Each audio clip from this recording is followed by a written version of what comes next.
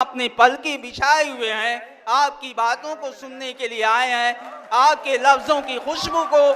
सुनना चाहते हैं।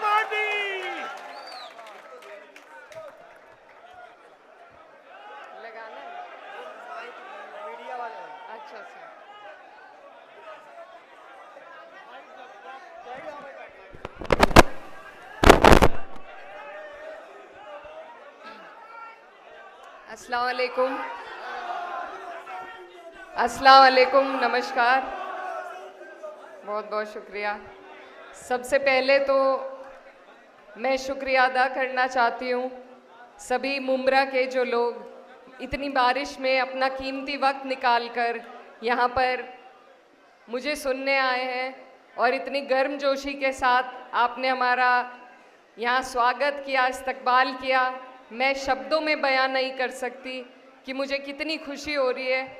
और मैं आपके बीच में खड़े होकर आपने मुझे ये मौका दिया, तो दिल की गहराइयों से आपका बहुत बहुत शुक्रिया अदा करना चाहती हूँ। साथ ही मैं मुमरा में बहुत ही जिम्मेदार और मजबूती के साथ पार्टी की नींव को मजबूती देने वाले हमारे जो इस प्रोग्राम के ऑर्गेनाइज़र हैं मुअज़्ज़म मामा और आदिल आज़मी साहब, आपका दिल की गहराइयों से धन्यवाद करना चाहती हूँ इस प्रोग्राम के लिए।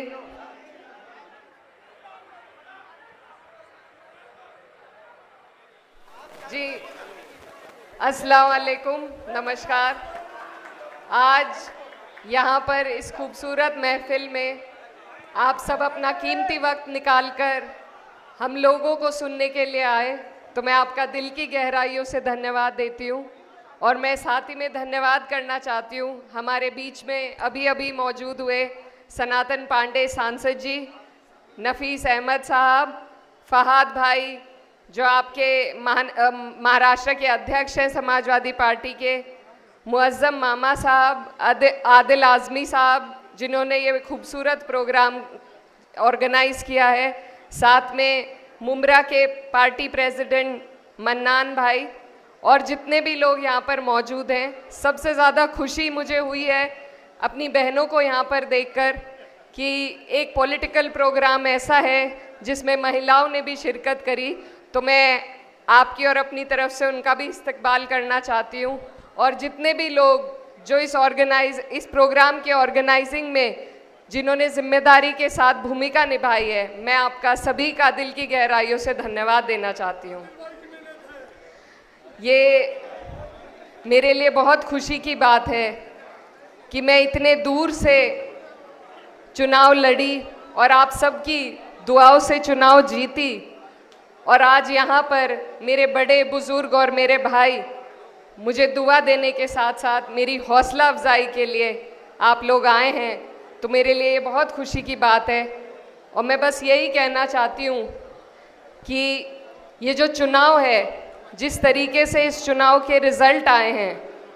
कुछ कसर ज़रूर रह गई है लेकिन एक उम्मीद जागी है और इस जीत के बहुत बड़े मायने हैं। आपकी और हमारी आगे जिम्मेदारी है कि हम इस मैसेज को आगे तक लेकर जाएं और अपनी जीत को मुकम्मल करें, क्योंकि अगर हमने ऐसा ना किया तो रोज़ाना जैसा आप देख रहे हैं जिस तरीके की राजनीति पर भाजपा पलट कर आ रही है, अभी कोल्हापुर में जिस तरीके से अत्याचार किया जा रहा है, परेशान किया जा रहा है एक कम्युनिटी को। मैं जहाँ से आती हूँ वहाँ पर मुजफ्फरनगर में हमारे लोगों को जो सब्ज़ी और फल बेचते हैं उन्हें तख्तियाँ लगाकर अपना परिचय देने को कहा है। तो अगर इसी तरीके की फ़िरका परस्त और भेदभाव फैलाने वाली राजनीति हमारे देश में पनपती रही तो ये आपके और हमारे आने वाले मुस्तकबिल के लिए बहुत बड़े दुख की बात होगी। आज जितनी मेहनत हम अपने रोज़गार पर करते हैं, उतनी ही मेहनत हमें अपने सियासी एतबार पर भी करनी होगी, क्योंकि हमारा वजूद हमारे मुल्क में, हमारे देश में हम तभी बना सकते हैं जब हमारी सियासी पहचान होगी, सियासी एतबार होगा। तो आप लोग अपनी ताकत को समझिए और ऐसे लोगों को मजबूती दीजिए जो आपके बीच में खड़े होकर हक की बात कर सके, इंसाफ की बात कर सके। जो भी काम हम करते हैं, हर मज़हब, हर दीन ये सिखाता है कि हम उसे ईमानदारी से करें, चाहे अपना रोज़गार का काम हो, इबादत का काम हो या इल्म का काम हो, तालीम का काम हो। इसी तरीके से जब तक ईमानदारी सियासत में नहीं आएगी, आपकी और हमारी पहचान नहीं बन पाएगी। तो जैसा फहाद भाई बता रहे थे कि यहाँ पर कुछ ऐसे लोग हैं जो एक ग्रुप बनाकर कब्ज़ा करने की कोशिश करते हैं। आप लोग उनको पहचानिए, क्योंकि हमारे वोट लेकर अगर कोई हमारे लिए बोल ना सके, लड़ ना सके, तो ऐसी क़यादत का कोई फ़ायदा नहीं है। मैं आपको ये बताना चाहती हूँ कि मेरा जो भी छोटा सफ़र राजनीति का रहा है, जितनी मजबूती के साथ मुझे हमारे नेता अखिलेश यादव जी ने मेरा साथ दिया, मेरे परिवार का साथ दिया, ऐसे वक्त में हमारा साथ दिया जब पूरी सरकार और उनका पूरा प्रशासन हमारे पीछे लगा हुआ था। वो एक ऐसे वाहिद शख्स हैं जिन तक पहुंचना हर आदमी के लिए इतना आसान है, जो हर गरीब मजलूम की आवाज़ को समझते हैं, उसके दुख को समझते हैं। आज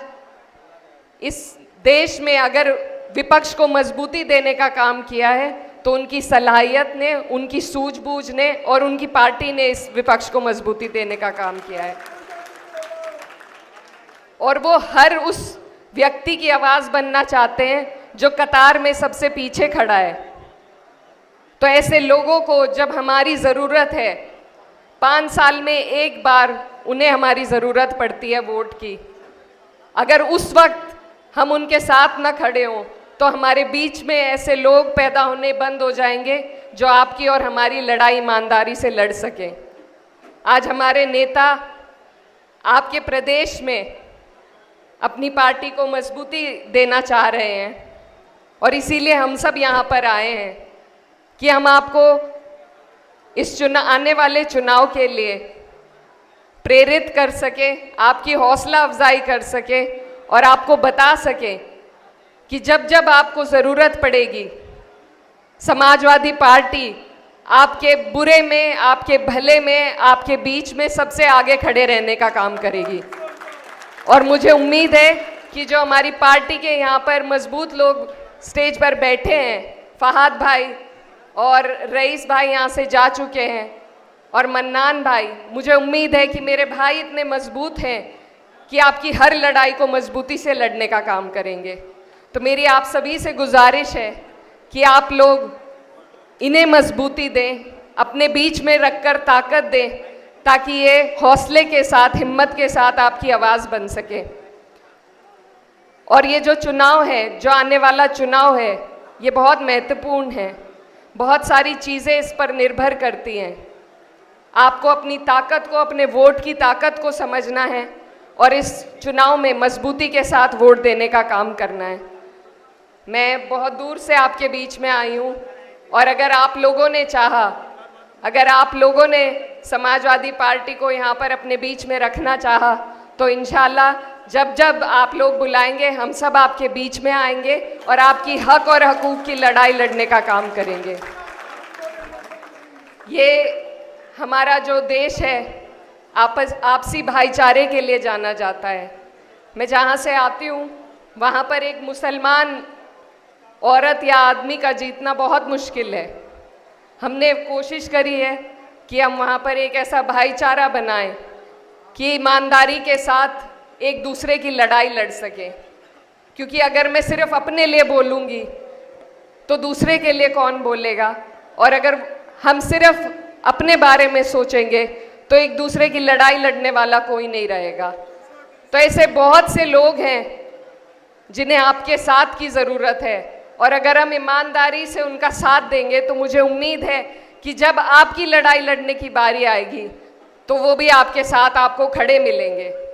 जैसे CAA NRC के दौरान हमने देखा अगर अपने दुख हम खुद रोते रहेंगे तो ध्यान नहीं जाता है, लेकिन जब दूसरे लोग हमारे बीच में आकर खड़े होते हैं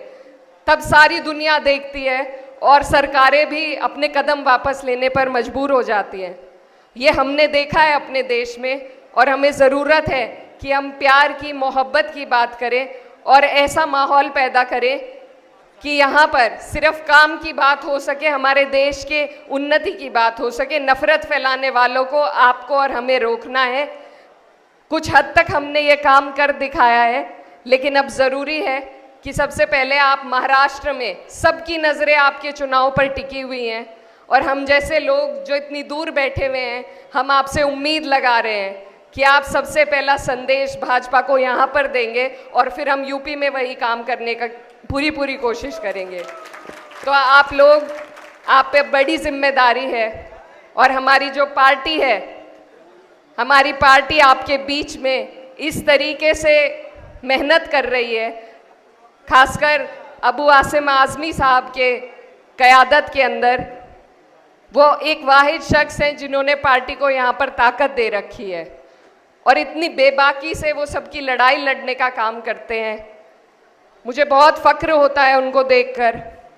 क्योंकि हम उत्तर प्रदेश में आते हैं, वहाँ सरकार भी बना सकती है पार्टी, लालच में भी लोग पार्टी ज्वाइन करते हैं, लेकिन महाराष्ट्र जैसे प्रदेश में समाजवादी पार्टी के साथ उन्होंने जितनी मेहनत करी है, जितना बलिदान दिया है, ये काबिले तारीफ़ है। तो उनकी ईमानदारी को मैं सलाम करती हूँ और बस यही आप लोगों के बीच में मैं कहने आई हूँ कि आप लोग उनका साथ दें, क्योंकि जो तूफ़ानों में पलते जा रहे हैं वही लोग दुनिया बदलते जा रहे हैं। और वो ऐसे एक शख्स आपके प्रदेश में हैं और उनकी क़यादत के बीच में हमारे सभी लोग मौजूद हैं। हमें इकट्ठा होकर ऐसी राजनीति को अपने बीच में बढ़ावा देने की ज़रूरत है जो हमारे देश को, हमारे आने वाले मुस्तकबिल को तरक्की पर लेकर जाए। हमारे बच्चों के बेहतर मुस्तकबिल के लिए हमें ऐसे लोगों को आगे बढ़ाने की ज़रूरत है। और मुझे उम्मीद है आप लोग इसी तरीके से, जैसे आज यहाँ इकट्ठा हुए हैं, अगर इसी तरीके से हमारे भाइयों को यहाँ पर सपोर्ट करने का काम करेंगे तो आपके सदन में इतनी मजबूत आवाज़ पहुँचेगी कि फिर से कोल्हापुर जैसी वारदात इस प्रदेश में नहीं हो पाएगी। तो आप लोगों से इजाज़त लेते हुए, क्योंकि वक्त की भी कमी है, मैं आपसे दुआओं की दरख्वास्त करती हूँ और बस ये कहना चाहती हूँ कि कुछ हमारी महिलाएं भी हैं, उन्हें भी आप लोग राजनीति में आगे आने का मौका दें। मुझे बहुत खुशी होगी और बहुत मुझे अच्छा लगा आप सबके बीच में आकर, और मेरी कोशिश रहेगी कि आपके चुनाव में भी आपके बीच में आकर अपने पार्टी का संदेश लेकर आऊँ और आपसे वोटों की गुहार लगा सकूँ। बहुत बहुत शुक्रिया। अस्सलाम वालेकुम।